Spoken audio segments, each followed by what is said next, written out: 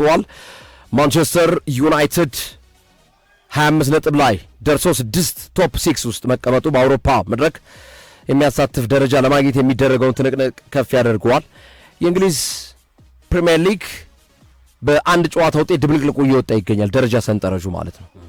ትናንት ማንቸስተር ዩናይትድ ከወልቭዝ በፊት የነበረበት ደረጃና አሁን ያለበት ደረጃ ራሱ ኦልሞስት ሰፊ ደረጃ ልዩነት እየታየበት ነው። 12ኛ ነበር 6ኛ ግማሽ ደርዘን ደረጃ ያሻሻል በትክክል። ስለዚህ ይሄ የእንግሊዝ ፕሪሚየር ሊግ በፍጥነት የሚቀያየር ደረጃ ያለው መሆኑ ለተመልካቹ አጓጊ እንዲሆን አድርጎታል። ትናንት ሞሊኒው ስቴዲየም ላይ ጨዋታ ያደረገው ወልቨርሃምፕተን ወንደረርስ ነው። ወልቨርሃምፕተን ወንደረርስ አንድም ጨዋታ እስካሁን አላሸነፈም በዘንድሮ የውድድር ዓመት። 15ኛ ሳምንት የእንግሊዝ ፕሪሚየር ሊግ መርሃ ግብር ነው። በ15ቱ የእንግሊዝ ፕሪሚየር ሊግ መርሃ ግብር ያገኘው ነጥብ ወልቭዝ 2 ነጥብ ብቻ ነው። ቀጣይ ደግሞ ተጋጣሚው አርሰናል ነው። በጣም የሚያስገርመው ያውም ኤምሬትስ ላይ ማለት ነው። ኤምሬትስ ላይ አርሰናል ነው። ወልቨርሃምፕተን ወንደረርስ ትናንት የተመለከትነው የቡድን እንቅስቃሴው ከዚህ ግባ የማይባል የተከላካይ ክፍሉ ወንፊት የሆነ ወንፊትን በውሃ ወይም ውሃን በወንፊት የመያዝ አይነት ስሜት ያለው ውሃን በወንፊት ለመያዝ የሚደረግ ሙከራ የወልቭስ ተከላካይ ነው ባጭር አማርኛ ማለት ነው። ውሃን እንግዲህ በወንፊት አንይዘው ወንፊት አድርገን ውሃ ብናነሳበት ወልቨርሃምፕተን ወንደረርስ ተከላካይ ክፍሉ እሱ ነው። ጥሩ ገለጻ ነው ግርሜ፣ በትክክል ገለጽክልኝ። ደስ አስባልክ። አንድሬ ሲልቫ የሚባል የመሃል አማካኝ ተጫዋች ኳስ እንዴት እንደሚሰጥ ኳስ እግሩ ስር የመጀመሪያው ጎል የተቆጠረው አንድሬ ሲልቫ ከሱ እግር የተወሰደ ኳስ ነው። ከጀርባ እንኳን ሌላ ተጫዋች እያለ ባይኖር እንኳን ኳሱን ማውጣት የሚችልበት ፖዚሽን ላይ ነበር። ወደ ፈለገው አቅጣጫ መጥቶ ኳሱን እንዲወጣ ማድረግ ይችላል። ኢቭን የመልስ ሮራ ማድረግ የሚችል ነው። ይዞት ረጅም ሰዓት ቆየ፣ ነጠቀው። ከዛ በኋላ ይህንን ተጫዋች የማንቸስተር ዩናይትድ ተጫዋች ማለት ነው እና ተከላካይ ክፍሉ ወንፊት፣ አማካኝ ክፍሉ ዓላማው ምን እንደሆነ የማይታወቅ ፕላኑ ጌም ፕላኑ ሮብ ኤድዋርድስ ምን እንደሆነ ግልጽ ያልሆነ እና ወልቭስ ፍርስርሱ የወጣ ቡድን ነው። ፍርስርሱ ምንም የሚማርክ ነገር የሌለው ቢያንስ ጎል ተቆጠረበት ጥሩ ጨዋታ እንኳን ለማሳየት ያልታደለ ክለብ ሆኖ አይቼዋለሁ ሶፊዬና ስለ ትናንቱ ጨዋታ አጠር አድርገን መንደርደሪያ እንመልከተው እስኪ። ወልቭስ ከማንቸስተር ዩናይትድ። ግርሜ ይሄ ጨዋታ ግርምሾ እንደገለጽከው አንተ የወልቭስ ቡድን ይህንን ነጥብ የመውሰድ ፍላጎቱ ነበረው፣ ግን አቅሙ አልነበረው። ፍላጎት ነበራቸው፣ አቅማቸው ግን አይደለም ለነጥብ 3 ነጥብ ለመውሰድ ኮምፒት ለማድረግ እንኳን በሜዳ ላይ አብረው ለመቆየት እንኳን ከማንቸስተር ዩናይትድ ተጫዋቾች ጋር አልተመለከትናቸው። አንተ ከገለጽክበት የወንፊት ገለጻ በተጨማሪ የራሳቸው የወልቭስ አሰልጣኝ ሮብ ኤድዋርድስ የገለጹት ነገር ብዙዎችን የሚያስማማ ይመስለኛል። ትናንት የነበረው ጨዋታ የኛ ጨዋታ የህፃናት ጨዋታ ነበር የሚመስለው። እንዴ በጣም አማተር ሊግ የህፃናት ጨዋታ ነበር የሚመስለው። 3 ጎሎች የተቆጠሩበትን መንገድ ስትመለከቱ እጅግ በጣም እንደ ልጆች እንደ ህፃናት እንደተጫወትን ትመለከታላችሁ እና በቃ የህፃናት የልጆች ጨዋታ ነው የሚመስለው የትናንትናው ጨዋታ፣ በተለይ በእኛ በኩል የነበረው ነገር በሚል በማንሳት የራሳቸውን ቡድን በግልጽ አስቀምጠውታል። ትናንት እንዲያውም ጨዋታ ላይ አንዳንድ አድማጮቻችን እየላኩልን ነበር የእንግሊዝ ፕሪሚየር ሊግ ላይ የጤና ቡድን አለ እንዴ ያሉ የማንቸስተር ዩናይትድ ደጋፊዎች ራሱ የጤና ቡድን ነው የሚመስለው። ወልቭስ ፊትነስ የላቸውም፣ ሩጦ ኳስ ማስጣል አይችሉም። እንደው ትናንት ያው ትረፉ ስላላቸው ነው እንጂ ወልቭሶች ትናንት አንድ አድማጮቻችን 7-0 እያሉ አልነበረ ስንገባ ሲገምቱ 9-0 እያሉ አልነበረም። ልክ ነበሩ ግርም የኛን የተሳሳት ነው። ልክ ቡድኑን በደንብ አይተውታል። እኔ ያየሁት ከሲቲ ጋር ሲጫወት ብቻ ወልቭስን፣ ከዛ ውጭ ያሉትን ጨዋታዎች አላስታውስም የተመለከትኩትን እና የዛን ጨዋታ ላይ ጥሩ ነበረ። በእርግጥ በትናንትናው ጨዋታ ላይ 1-3 ወሳኝ ተጫዋቾች አልነበሩም። አማካኙ ጎሜዝ የለም ነበረ በትናንትናው ጨዋታ ላይ እና እነዚህ ተጫዋቾች አለመኖር በተወሰነ መንገድ ሊያጎሉ ይችላሉ፣ ግን በዚህ ስታንዳርድ ደረጃ ግን እንድትጫወት አያደርግም። ስታንዳርድ የሚባል ነገር አለ አይደል? የኢትዮጵያ ፕሪሚየር ሊግ ስታንዳርድ አለ፣ የሞሮኮ ሊግ ስታንዳርድ አለ፣ የግብፅ ሊግ ስታንዳርድ አለ። እንደገና አውሮፓ ውስጥ 5 ሊጎች አሉ፣ ያንዳንዱ ስታንዳርድ አሉ። አሁን በዚህ የእንግሊዝ ፕሪሚየር ሊግ የመለኪያ ስታንዳርድ ውስጥ ወልቭስ የጤና ቡድን ነው የሚመስለው በእንግሊዝ ፕሪሚየር ሊግ ሂሳብ ስናስበው። ትልቁ ነገር ማንቸስተር ዩናይትድ እቅዱን አሳክቷል። ዋነኛ እቅዱ 3 ነጥብ ከዚህ ጨዋታ ማግኘት ነበር። ይሄ በትልቁ እንደ መልካም አጋጣሚ የምንመለከተው ነው። 3 ነጥብ ማግኘት በእንግሊዝ ፕሪሚየር ሊግ ቀላል ስላልሆነ ማለት ነው። ወልቭስ በነገራችን ላይ 2 ጨዋታ ናቸው ያወጣው፣ ሌላውን በሙሉ ተሸንፏል። 13ቱን ጨዋታ በሙሉ እንዲያውም 5ቱን የባለፉትን ጨዋታዎች በክሊንሺት ነው የተሸነፈው፣ ጎል ሳያስቆጥር። ወልቭስ በትናንትናው ጨዋታ ላይ ጥሩ የነበረው መልካም አጋጣሚ የነበረው ነገር በወልቭስ ቡድን ውስጥ በትልቁ መልካሙን ነገር የምታነሳው ነገር ጎል ማስቆጠራቸው ነው። 43 ቀን ሆኗቸዋል ጎል ካስቆጠሩ። 5 ተከታታይ ጨዋታ ግርምሾ እየገለጽከው እንዳለ ጎል አስቆጥሯል። ትናንት ከ43 ቀናት በኋላ ማለት ነው። አቻ ሆኖ ነበረ። ትንሽ አስቸጋሪ ጨዋታ ይመስል ነበረ ጨዋታው። ምክንያቱም አቻ በሆኑበት ሰዓት ላይ እንደው ሜዳቸው ላይ እንደመጫወታቸው ሁለተኛው አጋማሽ ላይ ተነቃቅቶ ይመጣሉ የሚል ነበር እንጂ ማንቸስተር ዩናይትድ አንድናንዱ ዲዘርቭ የሚያደርገው ሆኖ አልነበረም። ብዙ የጎል ድሮችን ፈጥሮ ነበረ ማንቸስተር ዩናይትዶች፣ በጣም ብዙ የጎል ድሮችን ፈጥረዋል ትናንት በነበረው ጨዋታ ላይ።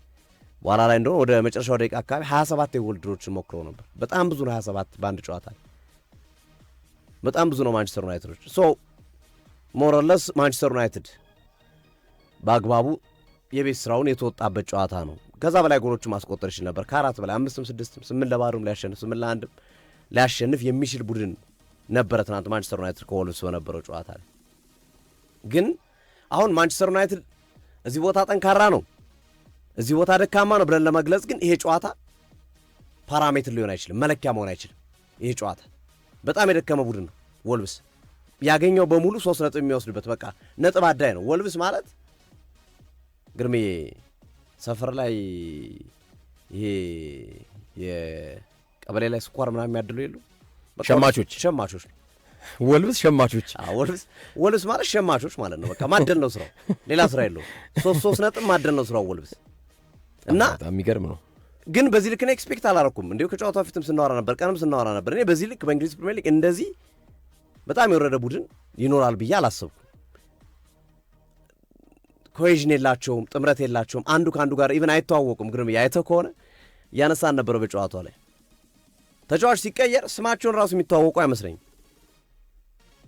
ለምን በለኝ ጆን አሪያስ ሲወጣ የሚቀየረው ተጫዋች እንዲህ እያለ እያሳየ ነበር። 10 ቁጥሩ እያለ ማለት 10 ቁጥሩ ነው የሚወጣው። የሆነ ተጫዋች ሆይቨር የሚባለው ተጫዋች ሊወጣ አንተ አይደለም 10 ቁጥሩ እያለ እያሳየው ነበር ማለት ጆን አሪያስ ይላል። አሪያስ ማለት ይችላል፣ ይሰማል እኮ ምንም ይታወቃል። ግን 10 ቁጥሩ ዛት ማች እንግዲህ የቡድኑ ያለመግባባት ደረጃ በዛ ደረጃ ያለ ነው። ምን ያህል አማተሪዝም እንደሰፈነ በክለብ ውስጥ የምትመለከትበት ሂደት ነው ያለው። እና የትናንትናው ጨዋታ እንደው ለወሬ የማይመች የሚባል አሁን ለወሬ የማይመቹ ነገሮች አሉ፣ ለማውራት የማይመቹ አንዳንድ ነገሮች፣ ለወሬ ለሚዲያ የማይበቁ የሚባሉ ነገሮች አሉ አይደል? ለምሳሌ አንዳንድ በውስጡ ለውስጥ ታወራቸዋለህ፣ ግን ሚዲያ ላይ የማታወጣቸው አንዳንድ ወሬዎች አሉ። የትናንትናው ጨዋታ ለወሬ የሚበቃ አይደለም ሁሉ ለመናገር። በግራም ወሰድከው በቀኝ ግን ማንቸስተር ዩናይትድ 3 ነጥብ ማግኘቱ በጣም አስፈላጊው ነበር። አሁን ለማንቸስተር ዩናይትድ ይሄ 3 ነጥብ ተርኒንግ ፖይንት ይሆናል ወይ፣ መነሻ ነጥብ መስፈንጠሪያ ይሆናል ወይ ለማንቸስተር ዩናይትድ የሚለው ወሳኝ ነገር ይመስለኛል። እቺ 3 ነጥብ ማሳካቱ ቀጣይ በእርግጥ ግርምሾ እንዳልከው ጠንከር ያሉ ጨዋታዎች አሉ። በርማውዝ አለ፣ አስቶን ቪላ አለ፣ እነዚህ ጨዋታዎች ኒውካስል አለ። ግን ለእነዚህ ጨዋታዎች መስፈንጠሪያ ሊሆን ይችላል እንደ አይነት አጋጣሚ። እንደው ከእነዚህ ጨዋታዎች እንኳን 2ቱን አሸንፍ አንዱን እንኳን ብትሸነፍ ይችኛው 3 ነጥብ ቀና ታደርጋለች፣ ደገፍ ታደርጋለች፣ ሚዛኑን ትጠብቃለች። ደገፍ ታደርጋለች። ጋን በጠጠር አይደለም የሚደገፈው። እቺ 3 ነጥብ ደገፍ ታደርጓለች። ለማንቸስተር ዩናይትድ ጠቃሚ ናት። ጠቃሚ 3 ነጥብ ነው ማንቸስተር ዩናይትድ ማሳካት የቻለው። ማንቸስተር ዩናይትድ ላይ ብሩኖ ፈርናንዴስ ትናንት በእንግሊዝ ፕሪሚየር ሊግ ከሚገኙ አማካኞች በሙሉ ደብል ዲጂት የደረሰው በጎልና በአሲስት እሱ ነው። 6 አሲስት 4 ጎል። አራተኛ ጎል ነው ትናንት ያስቆጠረው። 6 አሲስት አድርጓል። ትናንት 2 ጎል ነው ያስቆጠረው። 2 ጎል ብቻ ነበር የነበረው። 5 አሲስት ነበረው ትናንት 1 አሲስት። አጠቃላይ 6 አሲስት 4 ጎል 10 ጎል ላይ በመድረስ ደብል ዲጂት የደረሰ የመጀመሪያው አማካይ ተጫዋች ብሩኖ ፈርናንዴዝ ነው። ከዛ ውጭ አጥቂዎች ናቸው ደብል ዲጂት ያላቸው እነ ቲያጎ አይጎር ቲያጎ ብሬንፎርድ እና ኤርሊንግ ብራውት ሃላንድ ሲቲ አጥቂዎች 9 ቁጥር አጥቂዎች ነው። አማካኝ ሆኖ ደብል ዲጂት ያለው ተጫዋች የለም። ጎልና አሲስት ማለት ነው። ይሄ ለቡድኑ የሚሰጠው ጠቀሜታ በጣም በጣም በጣም በጣም ከፍ ያለ ነው። ሳይኮሎጂካሊ የሚሰጥ ጠቀሜታ አለ። ኩኛ የመጀመሪያ አሲስቱን ያደረገው በትናንትናው ጨዋታ ላይ ሜሰን ማውንት በጣም ውብ ጎል አስቆጥሯል። ሊነቃቁ የሚገቡ የቡድን ሊጠቅሙ የሚገቡ ተጫዋቾችን አይተናል። በእርግጥ አሰልጣኝ ሮብን አሞሪም አይደን ሄቨንን መጀመሪያ ላይ ይዞ መግባቱ ፈርስት ሃፍ ላይ አንዳንድ ስህተቶችን ሲሰራ ነበር። ጎልን በሚቆጠርበት ጊዜ ላይ የነበራቸው ተሳትፎ ማንቸስተር ዩናይትድ ተከላካዮች አንዱ ለሱ ጥንቃቄ ለሱ ሽፋን ለመስጠት በሚደረግ እንቅስቃሴ የመጣ ክፍተት ያመጣው ችግር ነው።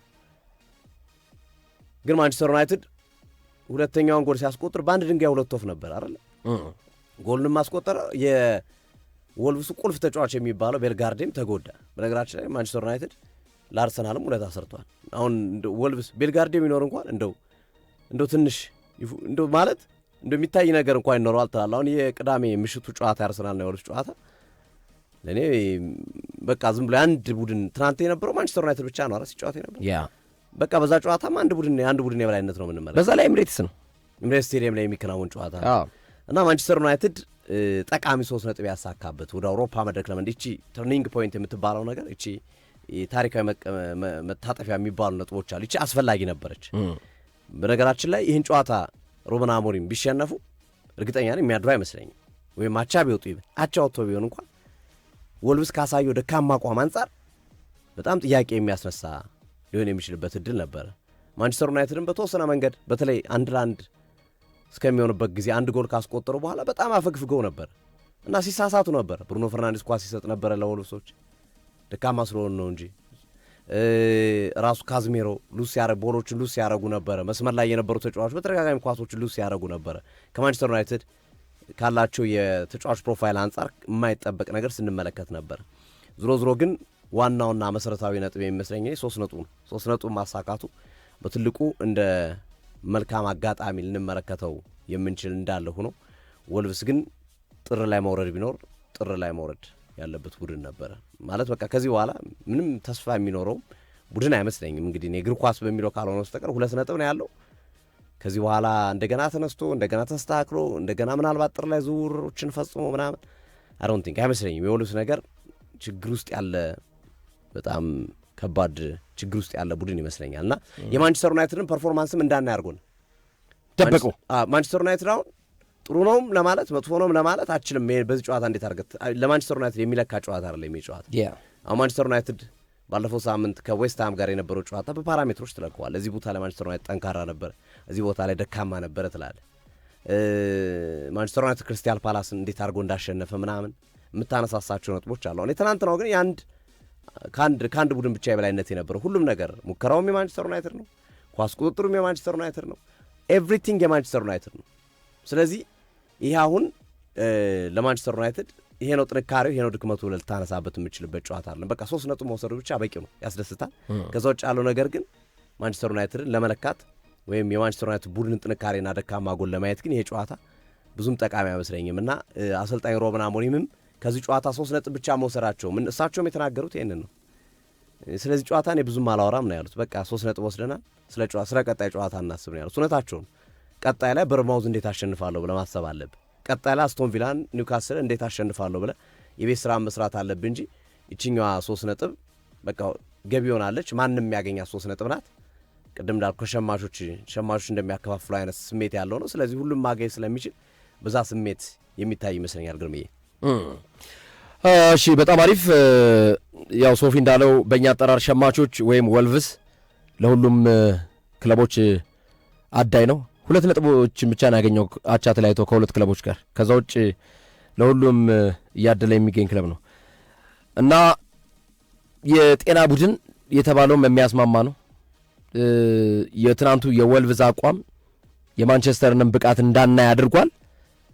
የጨዋታውን እንቅስቃሴም ለመገምገም ሙሉ በሙሉ ደካማ ስለሆነ የቱን ብለን የቱን ያው ማንቸስተር ዩናይትድ ሁሉም ነገር ማንቸስተር ዩናይትድ ብልጫ አለው። ምናልባት ይቺ አንዷ ጎል ስትቆጠር ወልቭሶች ካስቆጠሩ በኋላ ሰከንድ አፉን ይቺ አርሰናል ማነው ማንቸስተር ዩናይትድ ጎል አስቆጠረ አይደለ? ማንቸስተር ዩናይትድ ጎሉን ካስቆጠረ በኋላ ከዛ በኋላ ይሄ አፈግፍገው በካውንተር መምጣት የፈለጉ ይመስለኛል ማንቸስተር ዩናይትዶች እነ ብሩኖ ፈርናንዴዝ እነ ካዝሜሮ እሱን ገተውባቸው ነበር። ናግባዱ መሀል ላይ አንድሬም ይሄ ኳስ ማሰናከል ምናምን ላይ ሲሰሩ ተመልክተናቸዋል። እና ያ እዛች ላይ የነበረችው የተወሰኑ ደቂቃዎች ልታስወራ ትችላለች። አይ ሶፊዬ ለምን መሰለህ ያች ብልጭ ብላ ከአንድ ክስተት ነች፣ ግን በሙሉ ጨዋታው ላይ እኮ ቅብብል ሁሉ ስተት ነው ሲሰሩ የነበረው። የለም መቀባበል እንደዚህ በ5 ሜትር ልዩነት መቀባበል አይችሉም። አቃታቸው ወልስ መቀባበል አይችሉም። አንድሬ ሲልቫ የሚሰጠው ኳስ ይበላሻል። ግን ደግሞ የሚገርመው ማንቸስተር ዩናይትድም ተመልሶ ሲተረማመስ ይታያል። በዛ እንቅስቃሴ ጎል ካስቆጠረ በኋላ ማንቸስተር ዩናይትድ ከብሩኖ ፈርናንዴዝ ጎል በኋላ ተተረማምሶ ነበር። ሁለተኛው አጋማሽ ነው ተስተካክሎ የመጣው። የሙቡሞ ጎል የቤልግራዴ መጎዳትና የሙቡሞ ጎል ማንቸስተር ዩናይትድን በደንብ በቃ ማለት ዶሚኔሽኑን ሀያል አደረገው። በእርግጥ ፈርስት ሃፍም ብዙ ሙከራ አድርገዋል። 3-4 ለባዶ እየመሩ መውጣት ይኖርባቸው ነበር። ሳም ጆንስቶን እኮ ያዳናቸው አሉ። አዎ በጣም ቆንጆ ኳስ አድኗል ሳም ጆንስቶን። እና ያቺ ብቻ እንደው ትንሽ ልታስወራ ትችላለች። እቺ ከማንቸስተር ዩናይትድ ጎል በኋላ ከብሩኖ ፈርናንዴዝ ጎል በኋላ የነበረችዋ የተወሰነ ጎል እስኪያስቆጥሩ ድረስ ወልቭሶች አንድ 10 ደቂቃ አካባቢ የተወሰነ ዶሚኔት ለማድረግ ጫና ለመፍጠር ወደ ሳጥኑ ለመግባት ያደረጉት ጥረት እንደ መልካም ሀሳብ ሊነሳ ይችላል። ከዛ ውጭ ግን እኔ ሮብ ኤድዋርድስ ቡድን ላይ የተመለከትኩት አንድም መልካምም ሁኔታ አላየውም። እና ማንቸስተር ዩናይትድ ዲዘርቭድ ነው፣ ምንም ጥያቄ በሉ። እንዲሁም ያንሰዋል ጎል ብዙ ጎሎች ይገባው ነበር ማንቸስተር ዩናይትድ በዚህ ጨዋታ ላይ። ታሪኩ ታሬ ጸበል ጻዲቅ በሚል ወልቭዝ ስሙ ይቀየርልን ብሏል። ጸበል ጻዲቅ ለሁሉም ስለሚታደል ማለት ነው። ናሂሊ ግሪምስቢ ታውን ከወልቭዝ ቢጫወቱ ጥሩ ነበር አቋማቸውን ለመለካት። ግሪምስቢ ያሸንፋል እንዴ? ኧረ ማንም ያሸንፋል። ወልቭዝ እኮ የሻምፒዮንሺፕ እኮ ብቻ እኮ አይደለም። እኛ ብዙ ጨዋታዎችን አይተናል፣ አስተላልፈናል። ለምሳሌ የኤፍኤ ካፕ፣ ሊግ ካፕ ጨዋታዎች ብዙ ጊዜ ይገጥሙናል አይደል? የፕሪሚየር ሊግ ክለቦችና የሶስተኛው ዲቪዚዮን የአራተኛው ዲቪዚዮን ክለቦች ይገናኛሉ። የሁለተኛ ዲቪዚዮን ቡድኖች ጠንካራ ናቸው፣ ምን ጥያቄ የለውም። በዛ ደረጃ እንኳን የማይታይ ልዩነት ነው በወልቭስ ላይ ያየ ነው ደካማ ጎን። በጣም ግሪምስቢ እኮ ማንቸስተር ዩናይትድን እኮ ፈትኖት አላሸንፎታል። በጣም በአስገራሚ ሁኔታ እንግዲህ አንድ ቀን ፐርፎርማንስ ሊሆን ይችላል፣ ሌላ ጨዋታ ላይ ደግሞ ይችላል። ይሄ በአመት አንዴ የሚፈጠር ነገር ነው። እሱን ለክርክር እንተወውና ግን እንደው የሆነ ነገር አላቸው፣ በቃ ገቱ አላቸው የመከላከሉ የመጫወቱ። ይሄኛው እኮ መቀባበል አይችሉም። በ5 ሜትር ውስጥ ኳስ መቀባበል ካልቻልክ እንዴት ነው ፕሮፌሽናል ፉትቦል ውስጥ ልጫወት የምችል? እሺ አብደላ ሸማቾች ተመችቶኛል እያለ ነው ለወልቭዝ። እሺ ድንሳፋ ወልቭዝን አሸንፈው ያዙኝ ልቀቁኝ ያሉ ነበሩ ብሏል። ሮብሳን ግርምሾና ሶፊ ሰላም ናችሁልኝ ብሎናል። ሰላም ነን ሮብሳናችን። እሺ አበባው ጥላዬነህ ማንቸም ትናንት እንቅስቃሴው የሞተ ክለብ መሆኑን ነው ያየሁት ብሏል። የዚህኛው ሙት ይዞ ይሞታል የሚባለው አይነት ነገር አንዳንዴ እንደሱ አለ። ልክ ነው። ወልቭዝ እኛን ሁሉ እኮ አስተኛን እኮ ሶፊ ትናንት ማስተኛት ሳይሆን እንደው እኛ እንቅልፍ አልወስደን ብሎ ፍጥጣል እንጂ ግን ደንዝዘናል እኮ በኋላ ላይ በቃ ደብሮን ማለት በኋላ ላይ እኮ ቀየር ነውና እንትኑን አድማጮችም እንዳይደብራቸው ብለን ቀልዶች ማውራት ጀመር። ገጠመኞቻችንን የጋዜጠኝነት ገጠመኞች ማውራት ጀመር። እንደሱ እያደረግን አስተካክል ነው እንጂ ጨዋታው ምንም በቃ ማለት ነፍስ የሌለው እና እኔ ለዛ ነው ፓራሜትር ማንቸስተር ዩናይትድ ደካማ ነው ጠንካራ ነው ለማለት ይሄ ጨዋታ በፍጹም ምንም አይነት የመለኪያ ነጥብ የለው። በቃ መለኪያ ነጥብ አልተመለከትንበትም። ከዛ አንጻር ነው እኔ የምመለከተው። ትክክል። ግን ማንቸስተር ዩናይትድ ለሳይኮሎጂ ጠቃሚ ነው። 3 ነጥቡ ጠቃሚ ነው። ብሩኖ ፈርናንዴዝ ምን ጥያቄ አለው? ጎል አስቆጥሯል። እየተቸ የነበረ ተጫዋች ነው። ደብል ዲጂት የደረሰ የመጀመሪያው አማካኝ ሆኗል። ከነ ራይስ በላቸው ከነ ካይሲዶ በላቸው በእርግጥ እነሱ 6 ቁጥርና ወደ ኋላ መለስ ብሎ የሚጫወት ተጫዋች ነው። ግን ከኳስ አቀጣጣዮቹን ከነ ኮል ፓልመር ጉዳት ላይ ነበረ። በእርግጥ ኦዴጋርድ ተመሳሳይ ነው። እነ ፊል ፎደን ምናምን እነ ፍሎሪያን ቪርትዝ ምናምን እያልክ የምጠራቸው አማካኞች በሙሉ በሱ ደረጃ ላይ እንዳልሆኑ በጎልና በአሲስት ያረጋገጠበት ነው። ቀላል ሳይኮሎጂ ጠቀሜታ ያለው ኩኛ አሲስት አድርጎ ያቅም ነበረ። ሙቡሞ እንደገና ጎል አስቆጥሯል። የቡድኑ ኮከብ ጎል አግቢ ነው። ይሄ ሳይኮሎጂ ጠቀሜታው ስነ ልቦና ጠቀሜታው ቀላል አይደለም። ምንም ጥያቄ የለም። እረፍት ተጫዋቾች ሰጥተዋል፣ የሚፈልጓቸውን አሰልፈዋል፣ እድል ሰጥተዋል ለተጫዋቾቻቸውና ይሄ ለማንቸስተር ዩናይትድ እንደ ፖዚቲቭ እድል እንኳን ይቀራል። ብዙ መሰጠት የነበረባቸው ያልተጫወቱ ተጫዋቾችን መጠቀም ቢችሉ የተሻለ ነበር ብዬ አስባለሁ በኋላ ላይ አይተው፣ ምክንያቱም የክለቡ እንቅስቃሴ ያን ያህል አስጊ ስላልሆነ ማለት ነው። አብዱል ወልቭዝ አርሰናልን በሚገጥምበት ጨዋታ አርሰናል ዋናው ቡድኑን ሳይሆን ቢ ቡድኑን ይዞ ገብቶ በታሪክ መጽሐፍ ላይ ማጻፍ አለበት ብዬ አስባለሁ ብሏል። ትክክለኛ ስሙ ብርሃኑ ነኝ ከደቡብ አፍሪካ። በጣም ነው የምወዳችሁ። ሰላም ከእናንተ ጋር ይሁን። እናመሰግናለን ብሬ። እናመሰግናለን። እሺ በርማውዝ አስቶን ቪላ ኒውካስል ማንቼ ተዘጋጃለው አዲስ የሽጌታ ነው። ቅድመ አንስተነዋል። ማንቸስተር የሚፈተነው በእነዚህ ጨዋታዎች በተለይ በሁለቱ በአስቶን ቪላና በኒውካስል። በርማውዝም ቀላል ቡድን አይደለም። በአስቶን ቪላና በኒውካስል በጣም ከባድ ነው ብዬ ገምታለሁ እኔ።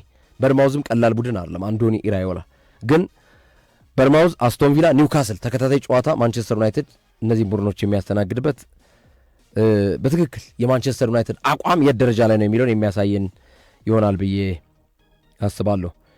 ኃይለ ብላይም የጤና ቡድኖች ጨዋታ ነበር የትናንቱ ጨዋታ የሚመስለው ብሏል። ሳይዳ አብራር ከቶተናምና ከብራይተን ጋር አቻ ወጥቷል ይሄ ቡድን። ወጥቷል፣ ግን 3 ነጥብ ማሳካት አቃተው፣ አልቻለም። እሱ ክፍተት ነው ይዛን 8 ጨዋታ እኮ ነው ተከታታይ የተሸነፈው ካቻው በኋላ ራሱ ማለት ነው።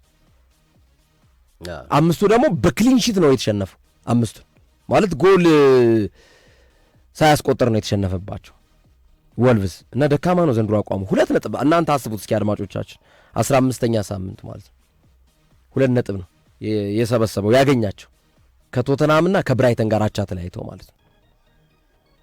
ለምትሰጡን አስተያየት አድማጮቻችንን ከልብ እናመሰግናለን።